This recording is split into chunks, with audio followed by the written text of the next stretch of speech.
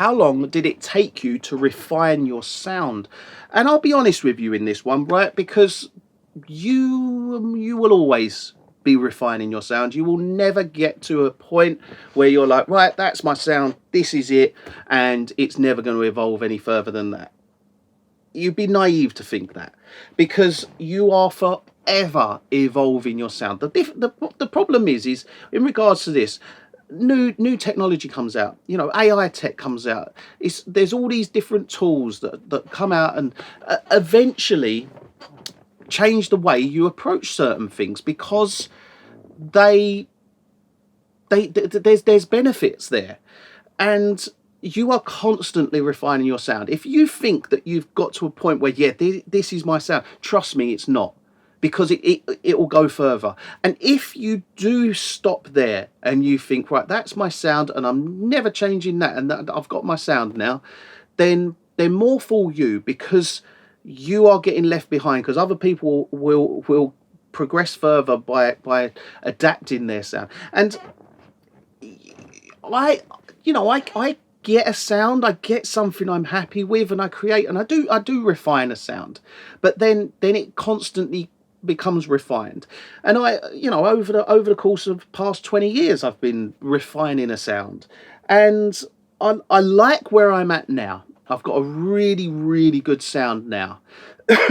That partly comes down to mixing in the box and then mastering out the box. It's a really, really nice hybrid combination of getting the best of both worlds.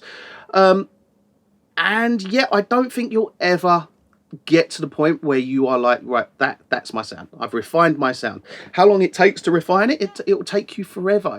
You'll never stop refining your sound, and you shouldn't stop refining your sound, because your sound constantly evolves. Like some weeks I'll switch. For instance, I had a point a little while ago, a couple of months ago.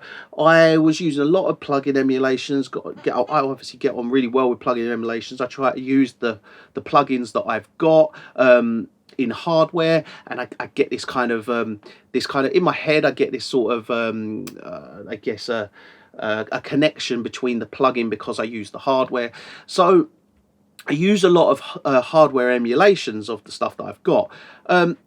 I then went into going down the route of more. I switched a few things for like FabFilter, compressor, the Saturn II, things like that, and using very digital orientated stuff, which I was achieving a good sound. But then I found I went back to the plugin emulations now, and again, that's refining your sound. It's going down a route that you think's good, and then you work out that, right, okay, well, I'm getting a better sound using this. And it's only when, by refining that sound and by going, right, I'm going to test this, I'm going to do this, and then I'm going to do this, and I'm going to compare, yeah, okay, that's better.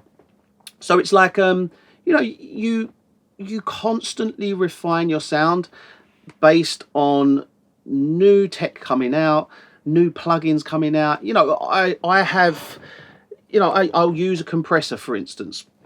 At the moment, I'm loving the SPL Iron compressor, because I use it, where is it, over there, and I like using that compressor. But I might, a new compressor might come out, and I might go, oh yeah, I'll have that, I'll have a listen to that, oh yeah, that sounds good. Then you go into the honeymoon phase of using this compressor, and then over time you kind of fall out of love with it, and you're right, well, I'm back to me old faithful, back with the SPL Iron. So things like that do happen, and there's no harm in using one compressor, using another. You're constantly refining your sound. Yeah, new plugins come out, buy new plugins, test new plugins, see if they work, refine that sound, constantly refine it. But please don't ever think that you've refined your sound, or someone like myself has found their sound, and that's it, that's where we get to. Now we've got our sound and we go no further, because we constantly evolve in that sound.